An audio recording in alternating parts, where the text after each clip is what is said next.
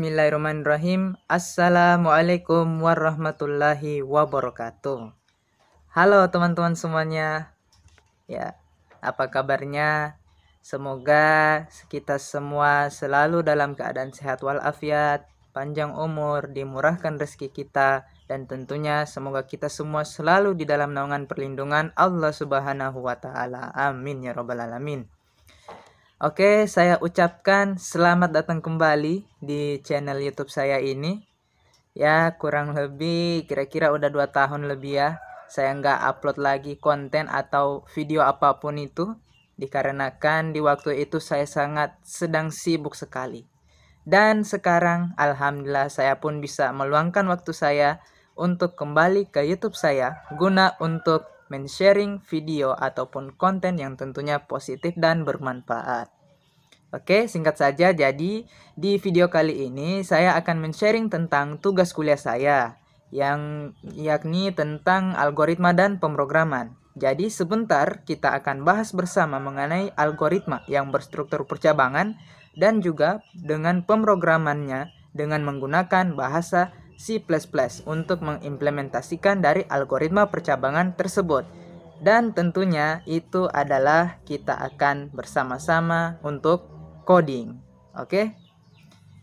Ya, jadi kepada teman-teman sekalian yang menonton video saya ini, saya harap teman-teman bisa menyukainya. Kemudian jikalau ada yang ingin ditanyakan atau ada yang ingin kalian koreksi dari video saya, silahkan langsung ke komentar. Insya Allah saya akan meresponnya dengan secepat mungkin. Kemudian jangan lupa juga untuk share ke teman-teman kalian. Dan yang utama jangan lupa untuk subscribe. Oke? Tanpa berlama-lama lagi, mari sekarang kita langsung menuju ke videonya. Ya, bismillahirrahmanirrahim. Pembahasan tugas mata kuliah algoritma dan pemrograman.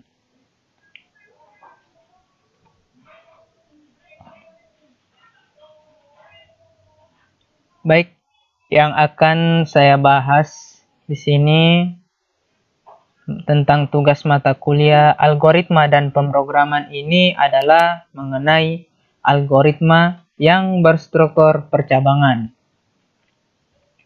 Nah, algoritma percabangan itu adalah salah satu instruksi dalam algoritma yang digunakan untuk memberikan pilihan kepada program, yakni perintah mana yang harus diproses dan perintah mana yang harus dilewati, sesuai dengan kondisi yang diberikan. Kemudian, di dalam algoritma, instruksi percabangan dikategorikan menjadi beberapa jenis, yaitu percabangan 1 kondisi, percabangan 2 kondisi, percabangan 3 kondisi, percabangan lebih dari 3 kondisi, dan juga ada namanya itu percabangan bersarang. Baik, untuk lebih memahami logika dari algoritma percabangan, saya akan coba jelaskan dengan tuntas mengenai algoritma percabangan tersebut. Dan juga saya sudah sertakan nanti dengan contoh kasus yang lengkap sesuai dengan percabangan yang ada, serta dengan hasil implementasi ke dalam program, yakni dengan menggunakan bahasa pemrograman C++. Baik, kita langsung ke instruksi yang pertama atau jenis kategori yang pertama, yakni if model 1 atau biasa disebut juga algoritma percabangan 1 kondisi. Nah, ini adalah algoritma percabangan yang hanya menggunakan 1 kondisi atau ketentuan saja. Jika kondisi terpenuhi, maka instruksi akan diproses.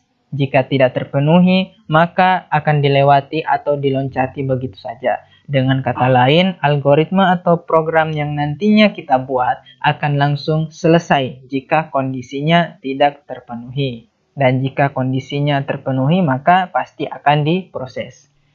Baik, untuk struktur percabangan dari 1 kondisi ini adalah sebagai berikut. Nah, cukup sesimpel dan sesederhana ini saja, yakni if kondisi 1, kemudian pernyataan 1, selesai. Ini saja. Karena sudah sesuai dengan pemaparan tadi, yang saya jelaskan tadi bahwa algoritma percabangan satu kondisi ini hanya menggunakan satu kondisi saja. Jadi, apabila kondisinya ini terpenuhi, maka akan diproses, dan apabila kondisi ini tidak terpenuhi, maka akan dilewati atau diloncati. Atau dengan kata lain, program akan langsung selesai. Nah, kita masuk ke contoh soal atau contoh kasus, yakni ini. Buatlah algoritma dan program untuk menentukan nilai siswa dengan ketentuan jika nilai kurang dari 70, maka siswa dinyatakan gagal. Oke, kita langsung ke penyelesaiannya. Nah, penyelesaiannya itu pertama-tama kita tentukan dulu judul dan kamus yang akan kita gunakan. Judulnya ini, algoritma untuk menentukan nilai siswa. Sudah sesuai dengan soal ini, untuk menentukan nilai siswa. Kemudian kamusnya bermakna pendeklarasian variabel-variabel apa yang akan kita gunakan nanti ke dalam program kita atau algoritma kita. Nah, variabel yang digunakan di sini adalah nilai, kemudian dengan tipe datanya adalah integer. Baik, setelah judul dan kamus telah kita rampungkan, sekarang kita masuk ke algoritmanya. Algoritmanya di sini saya bentuk dalam flowchart agar lebih mudah kita memahami alurnya. Baik, kita langsung saja ke flowchartnya. Nah, inilah dia flowchart dari contoh kasus tentang menentukan nilai siswa. Ya, ini. Menentukan nilai siswa. Jadi yang pertama-tama itu kita mulai, kemudian kita masukkan nilai, kemudian nilai tersebut akan dikondisikan. Jika nilai kurang dari 70 itu true, maka siswa dinyatakan gagal dan selesai. Dan jika nilai kurang dari 70 itu false, maka akan langsung selesai. Oke? Sekarang kita akan implementasikan. Kita akan coba implementasikan ini sesuai flowchart ini dan contoh kasus tadi ke dalam program menggunakan bahasa pemrograman C++. Baik, untuk teks editornya di sini kita menggunakan kode blok. Nah, pertama-tama kita buat file baru dengan cara kita shortcut Ctrl+Shift+N pada keyboard. Lalu kita simpan terlebih dahulu, Ctrl+S. Terserah kita simpan di partisi mana. Contohnya saya di sini simpan di partisi uzlah E. Kemudian kita beri nama if model 1. Jangan lupa ekstensinya .cpp karena kita menggunakan C++. Jadi ekstensinya .cpp.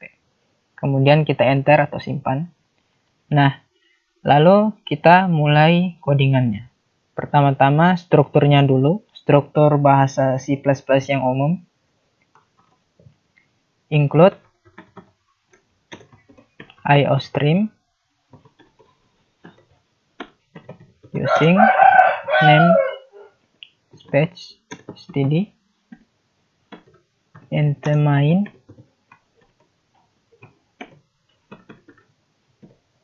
return 0, koma. Oke, setelah itu kita kembali lagi sini. Nah, kita tentukan judulnya, lalu variabelnya, kemudian kita mulai ini, masukkan nilai. Baik, judulnya ini cout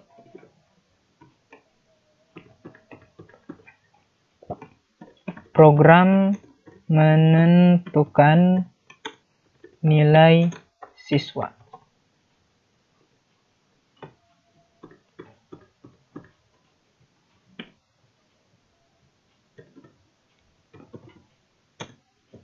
Nah, ini tadi variabelnya, yaitu nilai dengan tipe datanya adalah integer.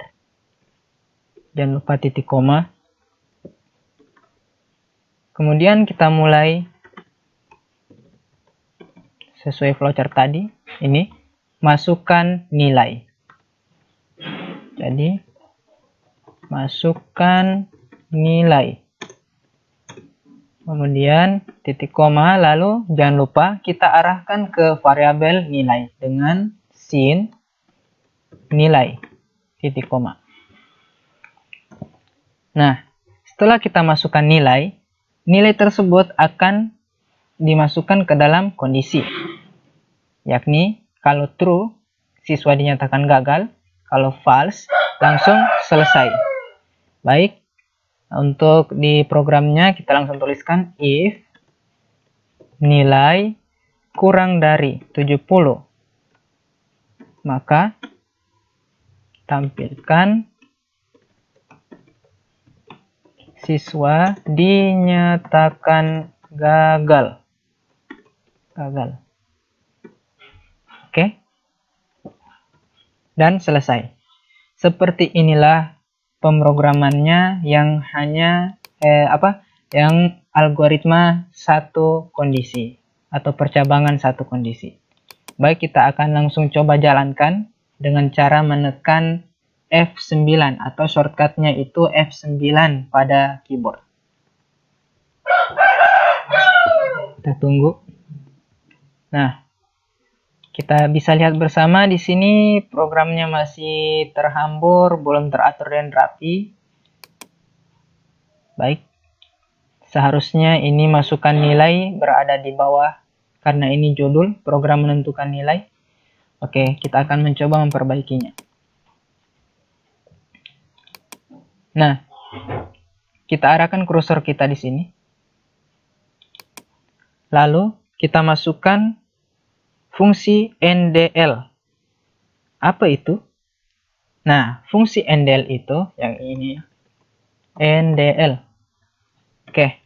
Nah, itu adalah sebuah fungsi manipulator yang digunakan untuk menyisipkan karakter new line atau mengatur pindah baris. Jadi yang tadi itu program menentukan nilai siswa dengan masukkan nilai yang tadinya bersambung, maka setelah kita masukkan fungsi NDL ini di antara ini dengan ini, setelah kita masukkan fungsi NDL ini, maka masukkan nilai akan langsung berpindah baris, tidak lagi bersambung dengan program menentukan nilai siswa ini. Bisa langsung kita coba ya. Kita lihat. Nah, seperti ini. Maka masukkan nilai akan terenter. Kalau dalam kata lainnya seperti kita mengetik itu NDL itu ibarat seperti tombol enter. Nah, ini. Kita akan coba lagi tambah supaya berpisah dengan judulnya. Berarti kita tambahkan lagi di sini satu NDL. NDL. Kemudian masukkan nilai, lalu pernyataannya ini juga kita tambahkan NDL juga. NDL, supaya kelihatan rapi ya. Baik, kita coba ulang. Nah, sekarang sudah terlihat dengan rapi. Judulnya program menentukan nilai siswa. Lalu ini, masukkan nilai. Oke, kita akan coba masukkan nilai. Kita akan coba dulu ini. If nilai kurang dari 70. Berarti kita tes 65. Maka siswa dinyatakan gagal. Oke, berhasil. Karena ini kurang dari 70, sesuai dengan pengkondisian yang di program, kurang dari 70 maka akan tampil siswa dinyatakan gagal. Nah, sekarang mari kita tes nilai yang lebih dari 70. Kalau nilainya kita masukkan 90, nah, tidak akan tampil apa-apa. Seperti itulah percabangan satu kondisi, sesuai dengan yang saya jelaskan tadi, bahwa hanya menggunakan satu kondisi saja. Jika kondisi itu terpenuhi, maka akan diproses, dan jika tidak, maka tidak akan ada apa-apa atau dilewati begitu saja. Baik, seperti inilah if model yang pertama atau algoritma percabangan satu kondisi. Sekarang kita masuk ke pembahasan if model 2 atau algoritma percabangan dua kondisi. Nah, ini adalah algoritma untuk memecahkan kasus yang hanya menggunakan dua ketentuan saja. Baik, struktur percabangan dua kondisi ini adalah sebagai berikut. Nah, ini dia. If kondisi 1 pernyataan 1 dan else pernyataan 2 dari kondisi 2. Nah, seperti inilah struktur dari algoritma percabangan dua kondisi atau if model 2. Yang mana menggunakan if dan else. If sebagai kondisi satunya, else sebagai kondisi keduanya. Baik, kita kembali ke pembahasan. Nah, berikut contoh soalnya. Buatlah algoritma dan program untuk menentukan kelulusan mahasiswa dengan ketentuan jika nilai lebih besar atau sama dengan 75, mahasiswa dinyatakan lulus. Yang kedua, jika nilai kurang dari 75, mahasiswa dinyatakan tidak lulus. Baik, ke penyelesaiannya. Seperti yang pertama tadi, kita tentukan dulu judul dan kamus yang akan kita gunakan. Nah, judulnya adalah algoritma untuk menentukan kelulusan mahasiswa. Kemudian pendeklarasian variabelnya. Variabelnya itu adalah nilai dengan tipe datanya integer. Baik, kita langsung ke flowchartnya. Untuk flowchartnya seperti ini. Yakni mulai, kemudian kita masukkan nilai, lalu nilai tersebut dikondisikan nilai lebih besar atau sama dengan 75 itu true, mahasiswa lulus. Dan apabila false, mahasiswa tidak lulus. Nah, false berarti ini kurang dari 75, sesuai dengan soal yang tadi. Baik, sekarang kita akan coba implementasikan ke dalam program. Nah, kita buat lagi file baru dengan cara shortcut di keyboard Ctrl Shift N. Lalu kita save, Ctrl S. Kita tuliskan if model 2.cpp. Enter. Oke, kita mulai kembali lagi. Include IOString using name space std int main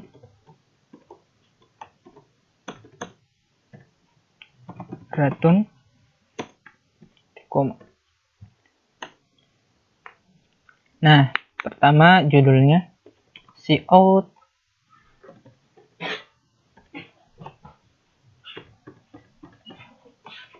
program menentukan kelulusan mahasiswa.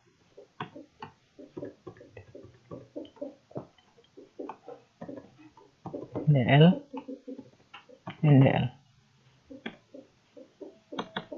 Setelah itu variabelnya variabel nilai dengan tipe data integer. Oke. Lalu kita ke flowchart. Nah, ini masukkan nilai, kemudian kita kondisikan. Kita buat lagi cout masukkan nilai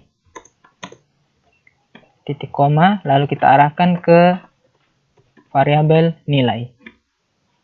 Kemudian kita masuk ke pengkondisiannya. If nilai lebih besar atau sama dengan 75. Nilai lebih besar atau sama dengan 75, maka kita tampilkan mahasiswa lulus. Mahasiswa lulus. Oke. Nah, setelah itu kita copy saja ini supaya mempermudah. Kita blok. Ctrl D. D ya, D. Setelah C, Ctrl D. Nah, lalu ini kita tinggal enter. Oke, kita mundurkan. Lalu di sini kita tinggal ganti else. Kemudian ini else atau falsenya itu mahasiswa tidak lulus, berarti nilai yang lebih kecil dari 75. Nah, berarti di sini mahasiswa tidak lulus. Baik, selesai. Inilah dia pemrograman khusus algoritma percabangan dua kondisi. Sekarang kita akan langsung coba jalankan. Tekan atau shortcut di keyboard F9. Wah, ada yang salah nih.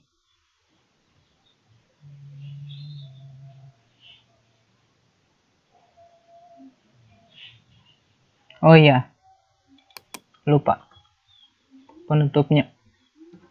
Nah, oke.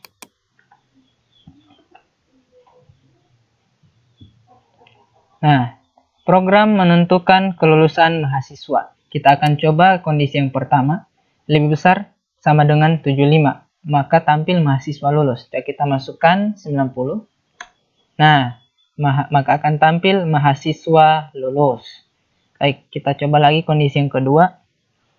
Berarti else-nya ini sudah pasti dan sudah tentu itu lebih kecil dari 75. Coba 60. Nah, maka akan tampil sesuai di codingan kita yang telah kita coding mahasiswa tidak lulus. Nah, ini dia. Nilai 60, karena 60 itu kurang dari 75, maka mahasiswa tidak lulus. Oke, seperti itulah penjabaran dan implementasi program dari algoritma percabangan dua kondisi. Baik, sekarang kita masuk ke pembahasan yang ketiga, yaitu if model 3 atau biasa juga disebut algoritma percabangan 3 kondisi. Nah, algoritma percabangan 3 kondisi ini merupakan algoritma yang dapat digunakan untuk memecahkan kasus yang memiliki 3 kondisi. Selain itu, lebih dari 3 kondisi pun bisa menggunakan algoritma percabangan seperti ini. Baik, untuk strukturnya sebagai berikut. Ini dia. Nih, ada if. Nah, else if, else.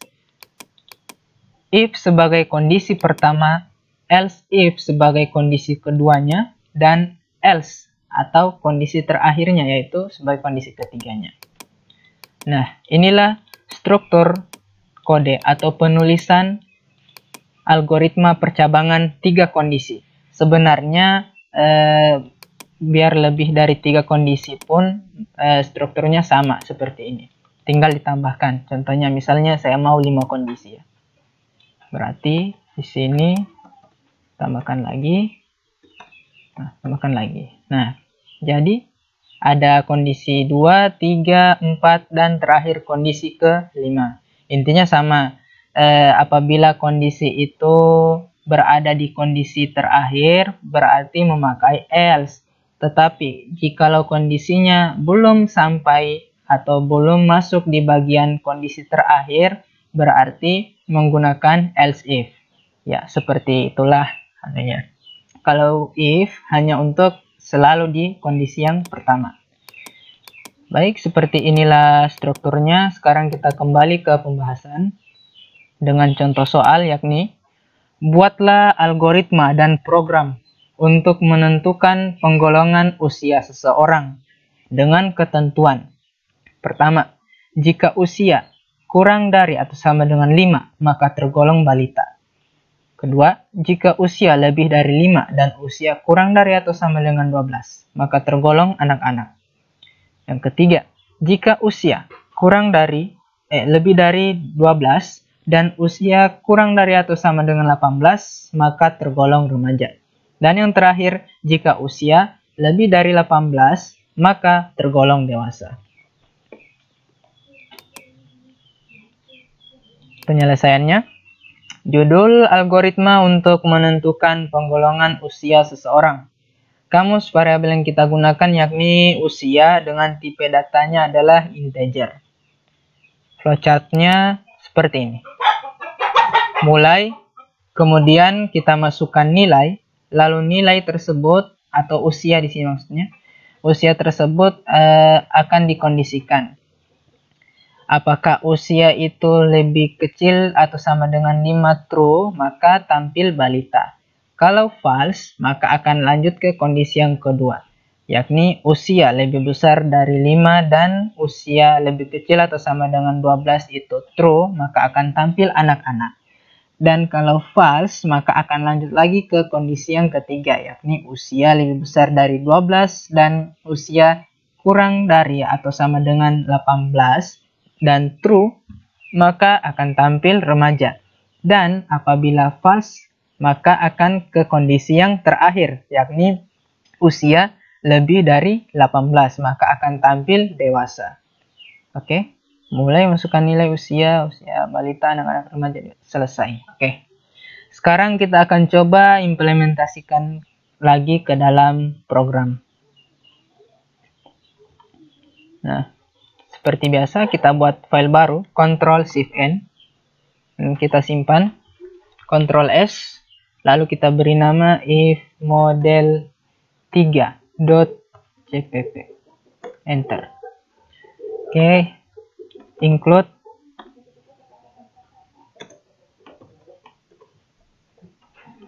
IOStream using namespace std nt main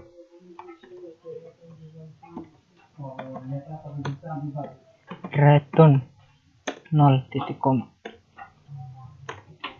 Oke, kita akan ikuti dulu yang pertama, judul ya, berarti cout. Oke,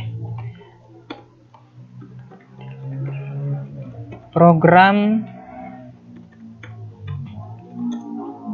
untuk menentukan penggolongan usia seseorang.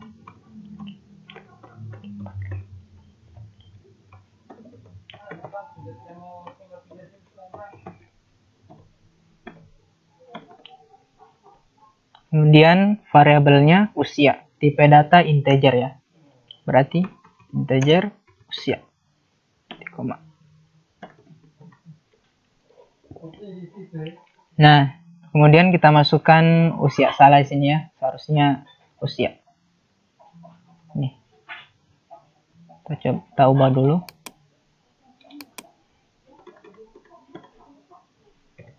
Usia, oke.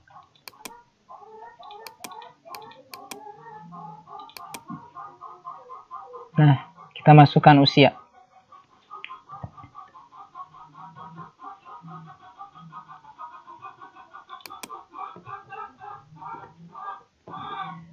Cout, masukkan usia Anda, arahkan ke variabel nih, usia. Oke.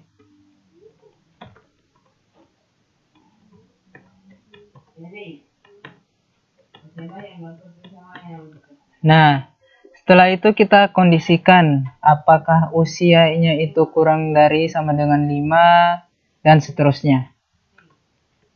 Lalu kita tuliskan if jika usia kurang dari atau sama dengan 5, maka akan tampil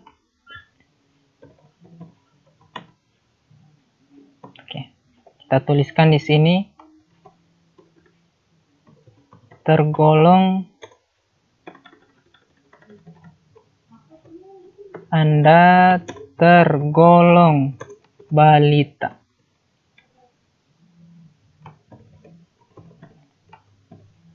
Oke, Kemudian untuk mempersingkat waktu tanpa harus mengetik ulang lagi, kita tinggal kopikan saja ini dengan cara Ctrl D di keyboard. Oke. 2, 3, 4. Oke. Tinggal kita enter, hapus. 3, enter, hapus. 3, enter, hapus. Dan jangan lupa tutup kurungnya dan juga, dan terakhir oke. Nah, sekarang tinggal kita ganti bagian ininya. Nah, berhubung ini masih kondisi kedua, ketiga ya, berarti menggunakan else if. Berarti ini tinggal kita tambahkan saja else if. Oke. Else if usia lebih dari 5 dan usia kurang dari sama dengan 12. Usia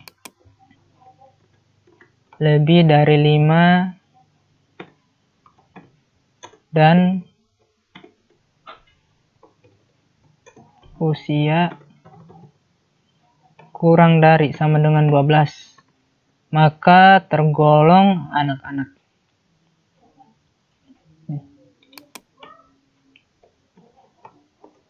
Anak-anak. Kemudian yang ini lagi, else if usia lebih dari 12 kurang dari sama dengan 18. Lebih dari 12 dan usia kurang dari sama dengan 18. Nih, remaja. Anda tergolong, tampilkan nanti Anda tergolong remaja. Dan yang terakhir, lebih dari 18. Berarti seperti yang saya paparkan sebelumnya, kalau sudah di kondisi terakhir, tidak usah lagi memakai else if, tetapi memakai else. Dan di else-nya itu tak perlu lagi kita masukkan sebuah pernyataan kondisi seperti ini. Karena sudah pasti di program itu sudah tahu apa yang akan dia eksekusi. Pasti sudah jelas yang lebih dari kondisi atau kondisinya ini yang sudah lebih ke atas. Contohnya seperti ini kan sampai 18. Berarti program sudah tahu bahwa di kondisi yang terakhir ini pasti yang akan kita masukkan nanti jikalau lebih dari usia 18 ini maka akan tampil ini seperti gitu. Baik, di sini kita hapus saja else. Kemudian di sini kita hapus anunya, pernyataannya. Oke, ini ya, Anda tergolong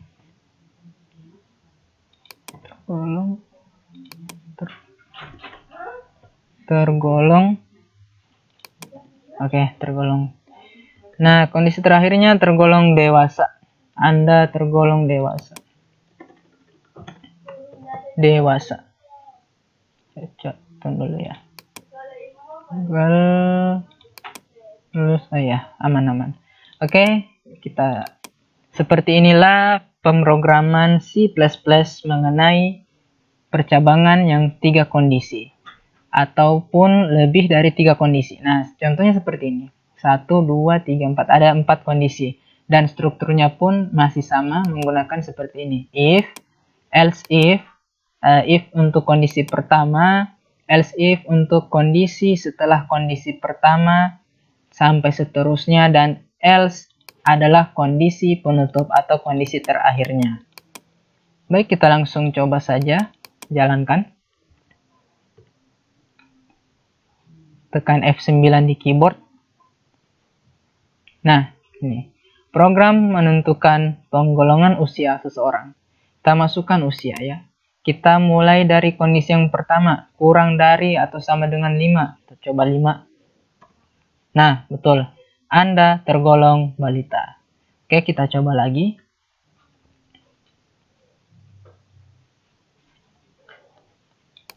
Kondisi yang kedua, lebih dari 5 sampai kurang dari lebih dari 5 sampai 12. Coba kita masukkan di antaranya itu. 10. Nah, Anda tergolong anak-anak. Oke. Kita coba lagi untuk pengujian kondisi yang ketiga. Usia lebih dari 12 dan usia kurang dari atau sama dengan 18. Kita masukkan antaranya 17 ya. Kita masukkan contoh 17. Nah, betul. Anda tergolong remaja. Baik, dan kita coba kondisi yang terakhirnya, yakni pasti sudah ditahu oleh program bahwa lebih dari kondisi yang ketiga ini. Berarti coba kita masukkan tes 20 ya. Maka akan tampil Anda tergolong dewasa. Oke. Nah, seperti inilah algoritma atau program dari percabangan 3 kondisi. Oke. Sekarang kita masuk lagi ke pembahasan selanjutnya. Nah, dan saya rasa ini adalah yang terakhir ya, yakni poin keempat, yaitu struktur pencabangan model switch case. Nah, switch case itu apa? Switch case itu adalah kondisi yang mana percabangan kode program kita akan membandingkan isi sebuah variabel dengan beberapa nilai. Jika proses perbandingan tersebut menghasilkan true, maka blok kode program akan diproses. Oke, untuk contoh format dasar atau kodenya, struktur penulisannya switch case sebagai berikut. Nah, ini dia. Switch case. Oke. Nah, saya akan jelaskan. Di awal kode program ini, awal kode program terdapat perintah switch. Nah, ini switch. Switch untuk menginput variabel yang akan diperiksa. Nah, ini yang akan diperiksa nanti oleh switch adalah ini, yang nama underscore variabel ini. Kemudian setelah switch akan terdapat beberapa perintah case. Nah, ini case nilai underscore 1, nilai underscore 2, nilai underscore 3, case yang diikuti dengan sebuah nilai.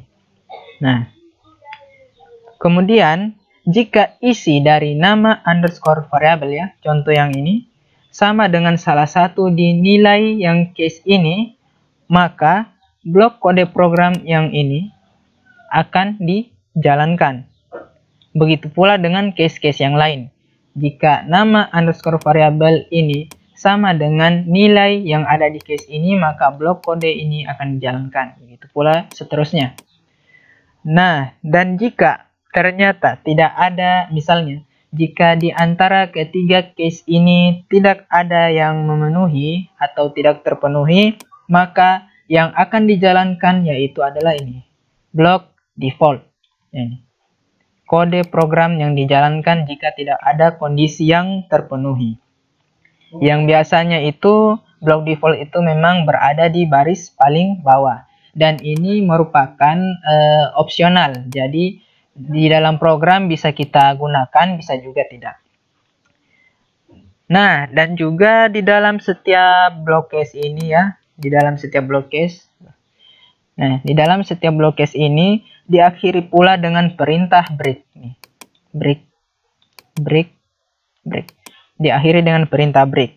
Mengapa? Diakhiri dengan perintah break agar struktur case ini, langsung berhenti begitu kondisi terpenuhi. Jadi misalnya kalau kondisi case-nya ini nilai 1, misalnya di sini case nilai 1, apabila kondisinya sesuai maka akan langsung berhenti. Begitu pula sebaliknya, begitu pula seterusnya. Sesuai dengan nilai yang dibagikan. Oke. Sekarang kita akan masuk ke pembahasan kembali. Contoh soal. Buatlah algoritma dan program untuk menentukan bahasa pemrograman yang dipilih dengan ketentuan 1. Jika nilai 1, maka bahasa pemrograman C++. Jika nilai 2, maka bahasa pemrograman PHP. Jika nilai 3, maka bahasa pemrograman Python. Jika nilai tidak sesuai, maka bahasa pemrograman tidak tersedia. Oke, penyelesaiannya.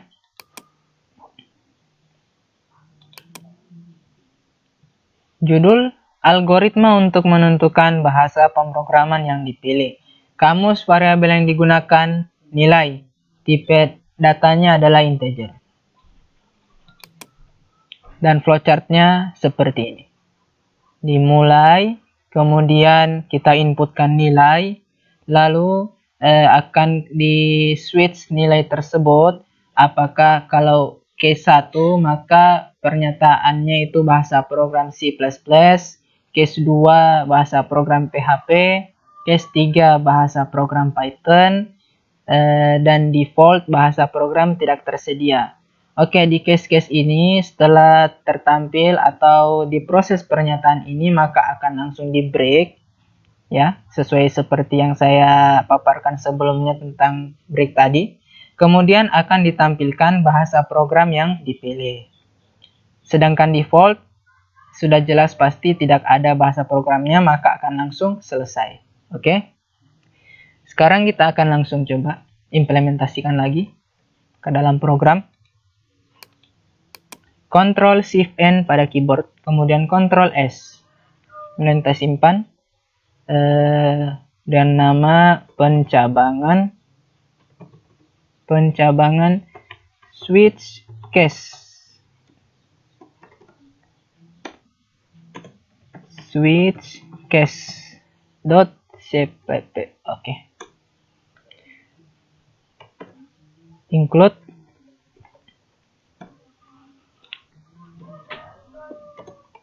IOStream,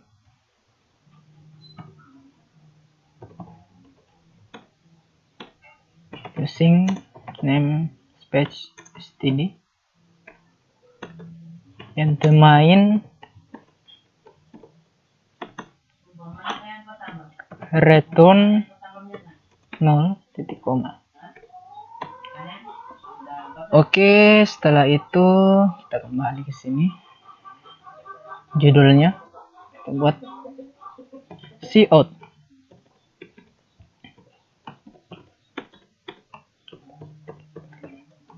Program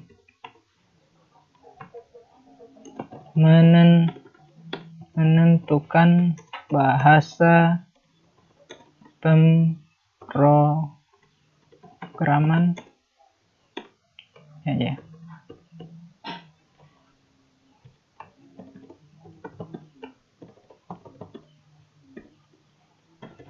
Kemudian variabelnya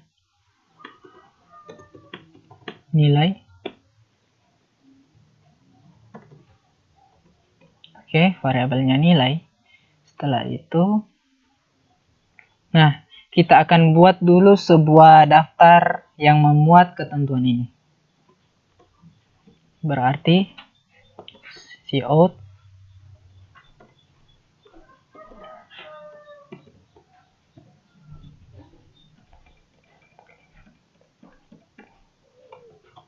daftar bahasa pemrograman.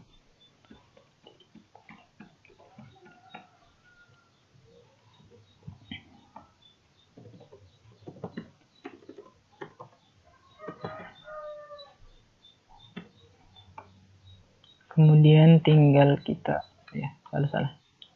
tinggal kita Ctrl D. Berapa ini? 1 2 3.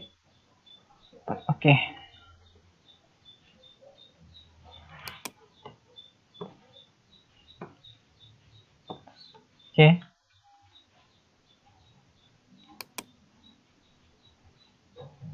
Ini bahasa pemrograman C++. Kemudian kita kopikan lagi saja supaya mempersingkat waktu.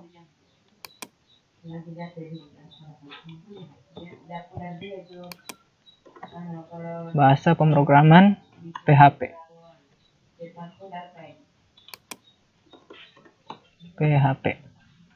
Kemudian yang ketiga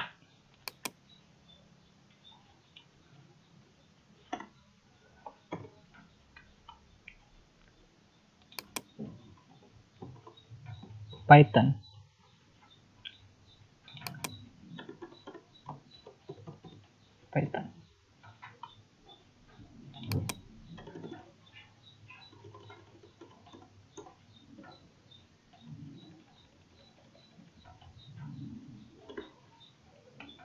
Oke, kita akan lihat dulu tampilannya ya. Seperti apa. Nah, oke, sudah rapi.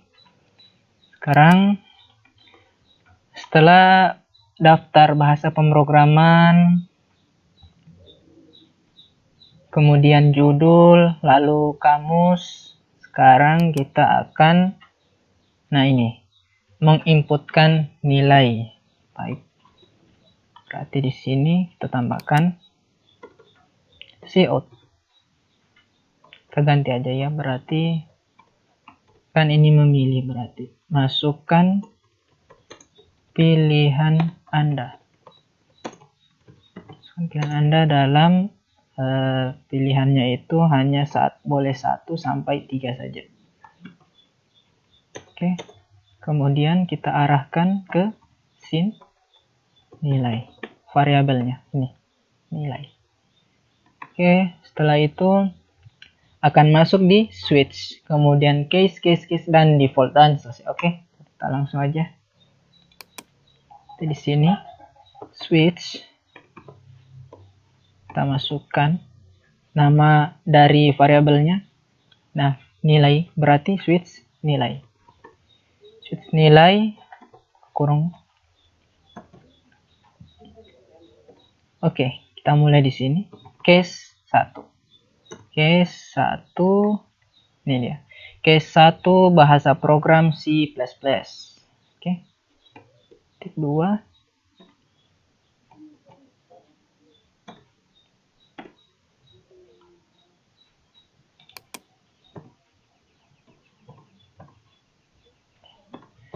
Cout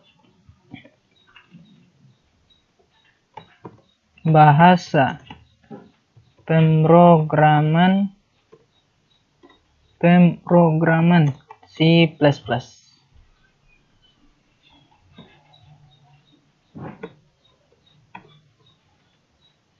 Break. Koma. Oke, supaya mempersingkat lagi, kita tinggal copy aja. Ctrl D. Case 2, case 3, default. Oke. Nah. Hapus. Enter, hapus. Enter, hapus. Oke. Sini tinggal kita rubah nilainya, sesuaikan. Berarti case 2, case 3 default. Case 2 bahasa program PHP.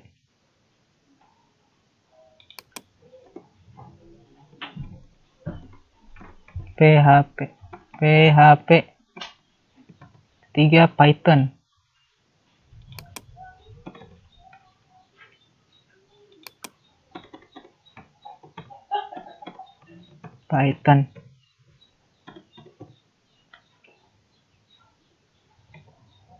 Yang terakhir default bahasa program tidak tersedia. Sini default, dan tak perlu lagi pakai break.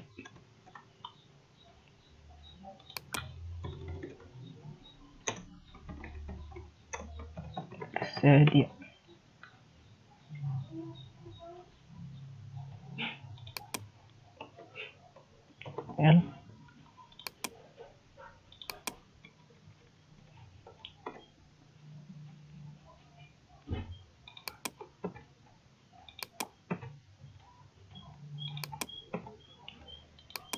Oke, beres ya. Include string main code program, menentukan nilai daftar. Code is default. Oke, sekarang kita coba F9 shortcut di keyboard F9. Nah, oh ini kurang nih. Seharusnya mana ini? Nah, ini tambahkan lagi satu endel.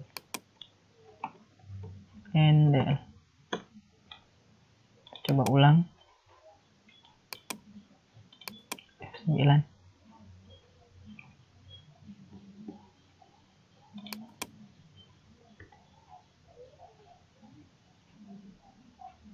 Oke, udah ada jarak. Judul program menentukan bahasa pemrograman.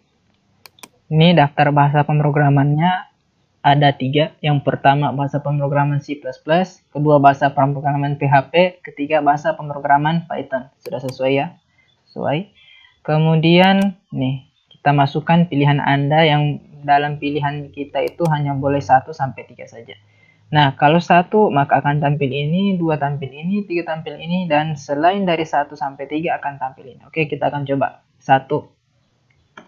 Nah, bahasa pemrograman C++. Oke, kita tes lagi.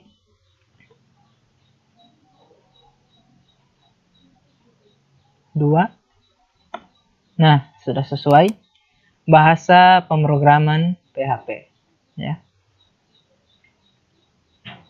Kita coba lagi.